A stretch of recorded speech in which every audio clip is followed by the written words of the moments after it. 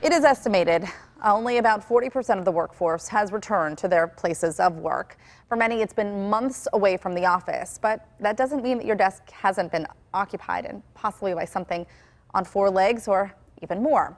John Shumway is here to explain. Warning, please put down your breakfast, step away from the kitchen, take a deep breath.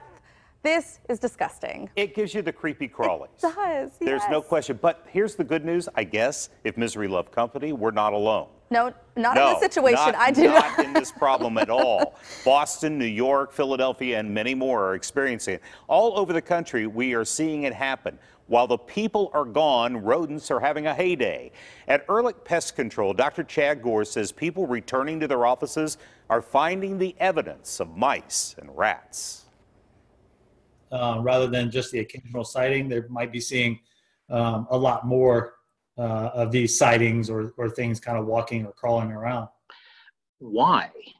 If they don't have the disturbance of people, which they could perceive as predators, if they don't have that in their way, then they're going to come out of the places that they're used to hiding in and feel a little more comfortable around other areas. So what is it that may have been left behind in offices that is attracting them? You could certainly have plenty of things that are nesting material. So a lot of paper, cardboard, things of that nature. And that's often equally as attractive to rodents as food sources.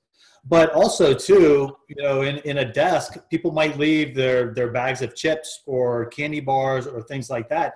And to a rodent, a bag or a wrapper is no barrier to the smell and eventually taste of that piece of food. Chad, are there any issues beyond rodents?